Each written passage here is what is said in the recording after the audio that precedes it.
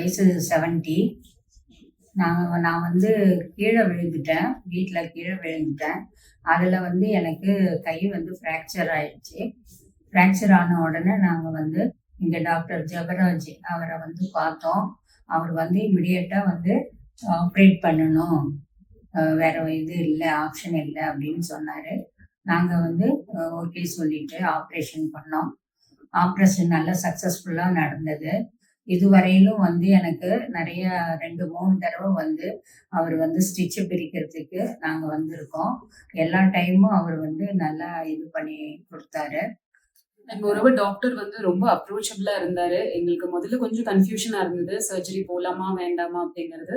But he just explained us everything. பண்ணா மட்டும் தான் இந்த ஏஜ்னாலும் பயப்படாம பண்ணுங்க. ஒன்னும் ப்ராப்ளம் இருக்காது. அது பேக் டு நார்மல் வந்துருவாங்க சீக்கிரம். ஹி ஜஸ்ட் செட் 4 வீக்ஸ் வந்து டைம் கொடுத்தாரு. பட் 4 வீக்ஸ்லயே நல்லா அம்மா வந்து இம்ப்ரூவ் ஆயிடுச்சு. அவங்களுக்கு வந்து கை தூக்குறது எல்லாமே வந்து பண்றாங்க இப்போ. With help of physiotherapy and டாக்டரோட அட்வைஸ் பிரகாரம் பண்ணதுல நல்லாவே இப்போ பண்றாங்க. ஸோ எதுனாலும் ஐ மீன் ஈஸியா அப்ரோச்சபிளா இருக்காரு. அண்ட் மோரோவர் வாட் எவர் அவர் சொன்ன மாதிரி நாங்க பண்ணனால சீக்கிரமாவே வந்து ரெக்கவரியும் வந்து ஆச்சு.